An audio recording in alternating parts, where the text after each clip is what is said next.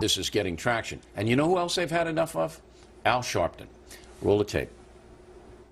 Until we can overturn stand your ground, we risk other Trayvon Martins, and what we must do is stand up and deal with a civil rights investigation and the end of stand your ground at the same time.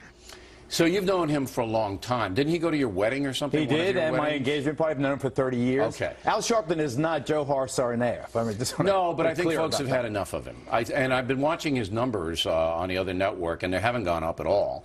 So he's not getting anything out of this other than making people not like him because they deem he's not fair. He's not a fair guy. He's a selective cherry picker who's doing this for his own self-aggrandizement. That's the perception of Sharpton, I believe. Am I wrong? Well, you're asking perception. May I answer reality? I think Al Sharpton really is the premier civil rights activist of the 21st century. You can dislike his position. Is he a fair man?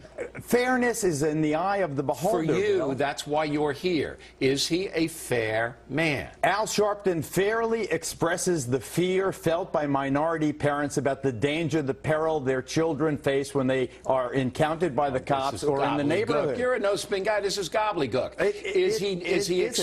Hold it. To his constituency, is he exploiting? No, that's not the answer.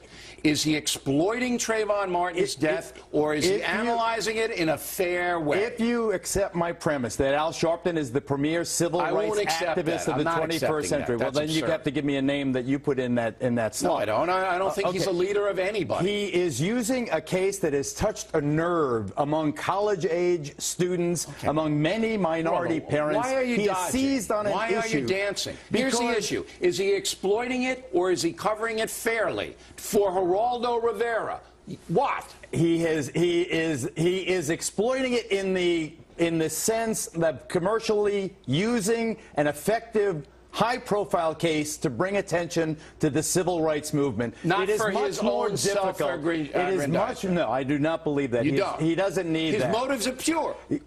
It is a much more difficult problem to solve black-on-black crime. I believe his motives are much more pure than you give him credit for. You want me to sit here and believe that he wants to solve black-on-black crime? I have been with him in his church. Bill, please, I have been with him in his church telling young men to pick their pants up on 125th Street in Harlem. That's not his church. 145th Street. It is his church. He's there all the time. He does his show from there every weekend, telling kids to pick their pants up. Everybody's clear. You believe he wants fathers to be responsible for their children. There's more to this, man. You can't just characterize it. Caricature him. You believe that Al Sharpton's motives in the Trayvon Martin case are pure. It is that his motives are as pure as Rolling Stone or anybody else who is getting involved in this story. It's very hot. He is not the stereotype. And I'm going to chalk up Geraldo. It's very hot in New York.